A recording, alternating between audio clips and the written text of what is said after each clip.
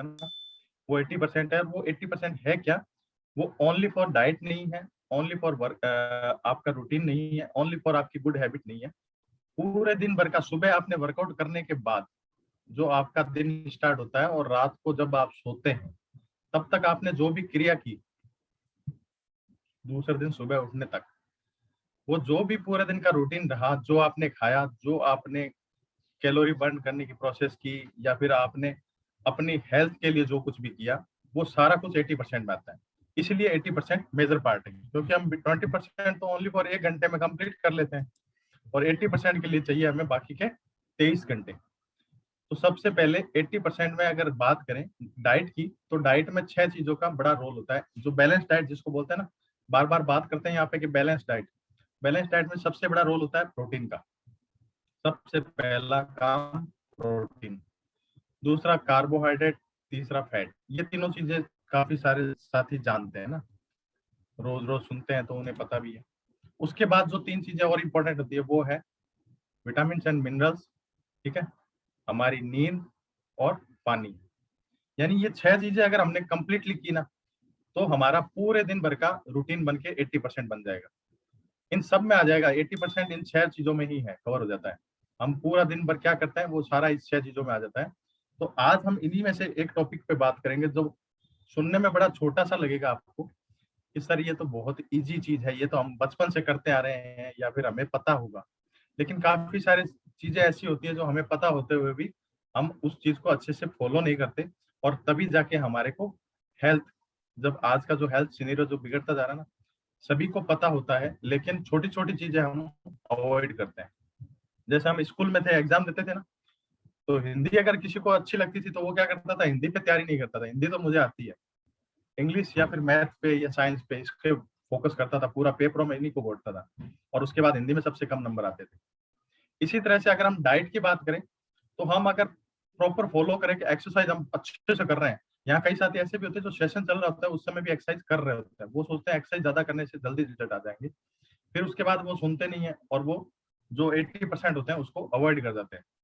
तो जैसे आजकल होता है ना, 20 नंबर तो स्कूल वाले भेज देते हैं, तो 20 नंबर तो उनको पूरे पूरे मिल जाते हैं, बाकी जो 13 नंबर चाहिए होते हैं पास होने के लिए, उसके लिए फिर या तो उनका ग्रेस लगता है ना, या फिर उनको अपने कोच से पूछना पड़ता है कि सर मैं तो ये भूल ही गया, मुझे करना कैसे है, या फिर छोटा सा इशू होगा तो वो अपने कोच की तरफ भागेंगे।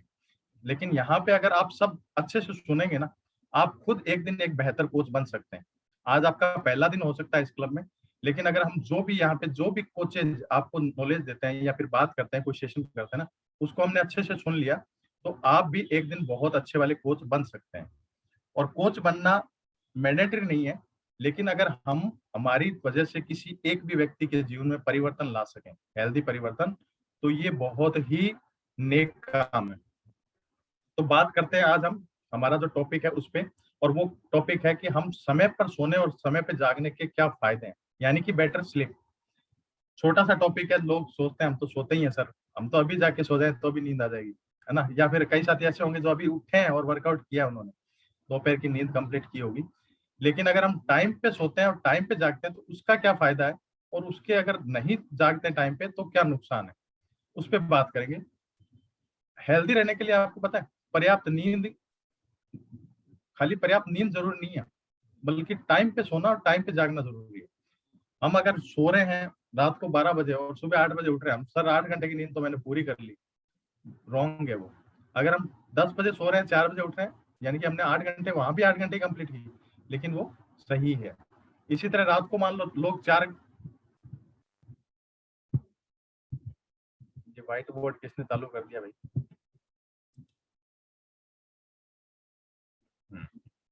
इसी तरह अगर हम रात को 4 घंटे नींद ले रहे हैं और दोपहर में 4 घंटे सो गए, सर आपने कहा था पूरे 24 घंटों में से 8 घंटे सोना है, मैंने तो 8 घंटे सो लिया, वो भी गलत है।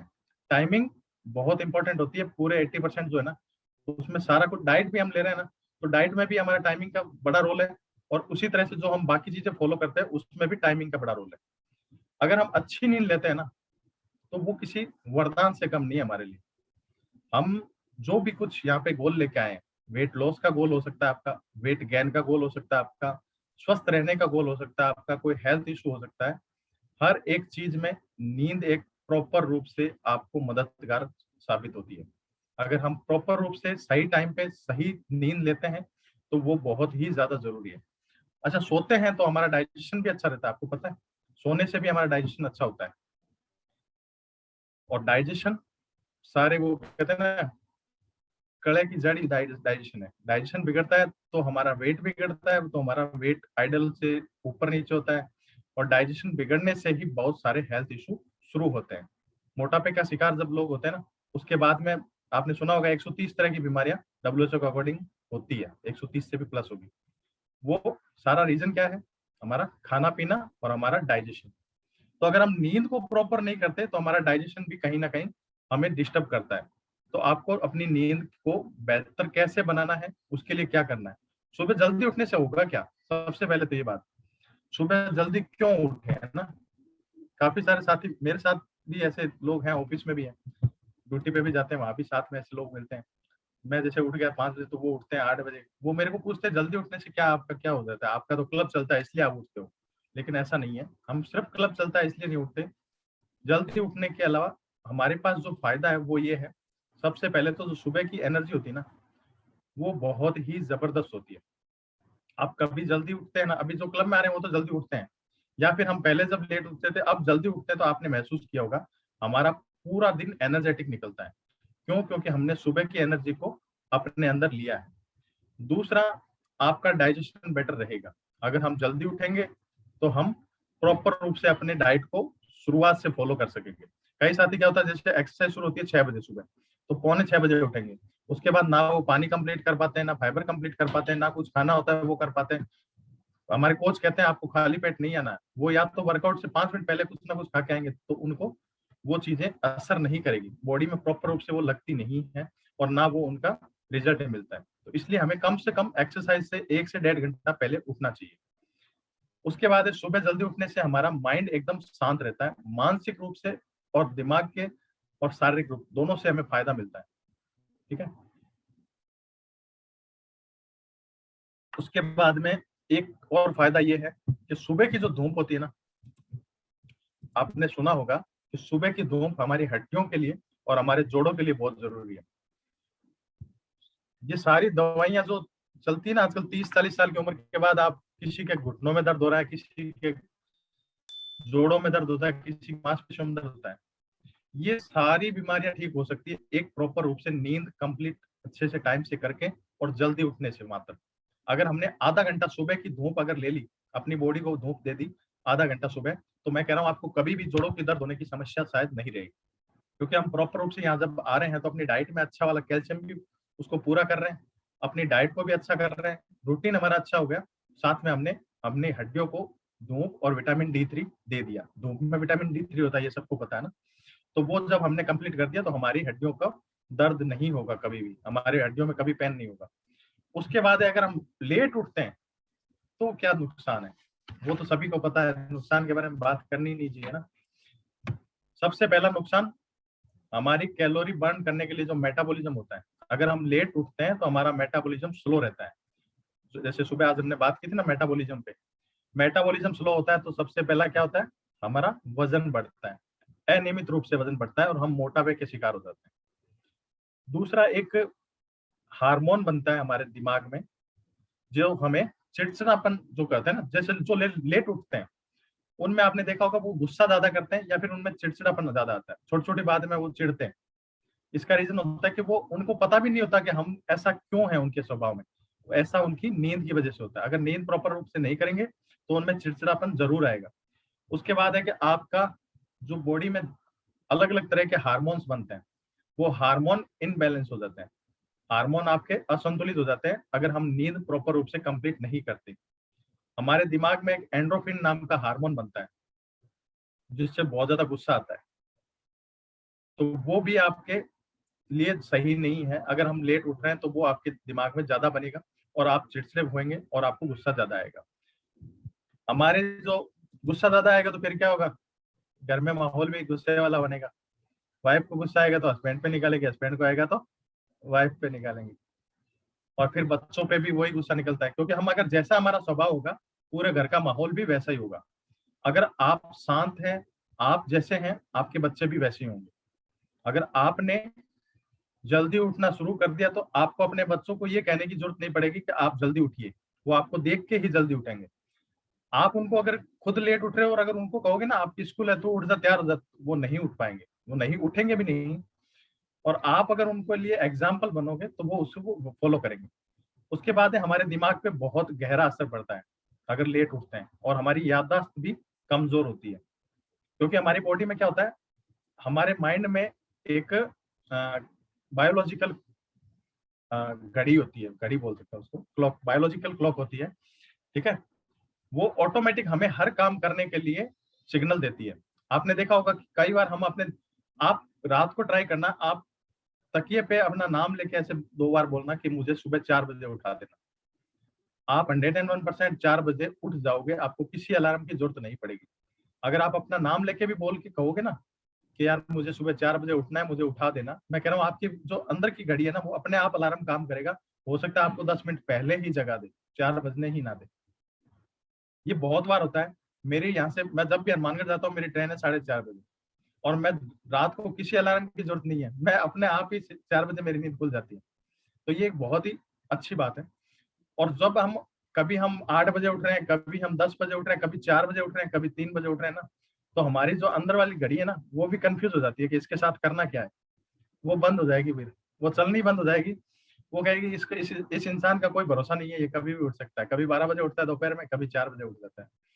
तो हमें अपनी जो अंदर की जो घड़ी है ना, उसको चालू रखना है ना, तो भी हमें टाइम पे उठना चाहिए, एक ही समय।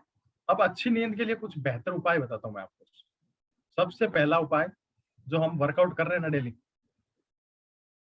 सेल सोनू सर कह रहे हैं सेल खराब हो जाएगा।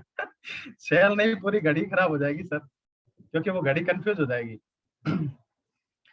अच्छी नींद के लिए सबसे पहला उपाय, रात को कभी भी आप देखना, आप जिस रात को वर्कआउट जब आपने किया है ना शाम को, और अभी जैसे जो मैराथन चल रहा था, काफी सारे हमारे साथी डांस वर्कआउट करते थे, वो जानते हैं कि उनको कैसी नींद आती थी। अगर हमने सोने से 2-3 घंटे अगर पहले वर्कआउट किया है, तो मैं कह रहा हूँ आपको बेहतरीन वाली नींद आने वाली है। और अगर हम शाम वाला वर्कआउट भी कर रहे हैं और अपनी डाइट जो हम खाने से 2 घंटे पहले अगर कंप्लीट कर लेंगे, तो भी आपको बेहतर नींद आने वाली है। यहाँ पे कई साथी कहते हैं ना मुझे नींद नहीं आती थी, कई बार रिजल्ट भी शेयर करते हैं, नींद नहीं आती थी लेकिन अब यहाँ आने के बाद हमें नींद आने लगी है। हमने उनको नींद की गोली थोड़ी दी है, हमने कुछ नहीं किया, उन्होंने अपना रूटीन सेट किया, वो बराबर प्रॉपर रूप से यहाँ पे डाइट को फॉलो किया और अपना रूटीन को एक सेट किया। 5 बजे आना है मतलब आना है, 6 बजे वर्कआउट स्टार्ट होना है मतलब होना है, यानी एक फिक्स रूटीन बन गया ना उनका। तो फिक्स रूटीन बन गया तो उनको ऑटोमेटिक अपने, उनका दिमाग भी काम करने लग गया, उनकी जो बायोलॉजिकल घड़ी है वो भी फास्ट चलने लगी। दूसरी बात है, रात को जब सोने से पहले अगर आप नहा के सोते हैं, मैं कह रहा हूँ 101% आपको बहुत जबरदस्त वाली नींद आती है। आप कभी ट्राई करना, अगर बहुत सारे साथी करते भी होंगे। कई लोगों को रात को सोते समय बेड पे खाते हैं, खाया, खाना खाया, थाली भी या प्लेट भी उठा के नहीं रखेंगे, पास में रख देंगे और सो जाएंगे, वो सबसे ज्यादा घातक है। अगर हम रात को खाना खा रहे हैं और वो खाना अगर हमने रात के सोने से 2.5 घंटे 3 घंटे पहले खा लिया, और उसके बाद थोड़ा बहुत हम चहलकदमी कर ली, घूम लिए, तो मैं कह रहा हूँ आपको प्रॉपर अच्छी वाली नींद आने वाली है, वरना नींद डिस्टर्ब होने वाली है। उसके बाद है हमारा कमरा जो होता है ना, वो बड़ा मैटर करता है कि हमें कैसी नींद आएगी। अगर आपके कमरे में पॉजिटिव एनर्जी है, अगर आप अपने कमरे को व्यवस्थित रूप से रखते हैं, आपके कमरे में प्रॉपर लाइटिंग है, इलेक्ट्रॉनिक आइटम कम से कम है। आजकल क्या होता है, पहले होता था जो हॉल होता था ना, वहां पे टीवी लगता था। आजकल जितने कमरे होते हैं उतने कमरों में उतनी टीवी होती है। तो ये नींद को खराब करने का सबसे बड़ा कारण है।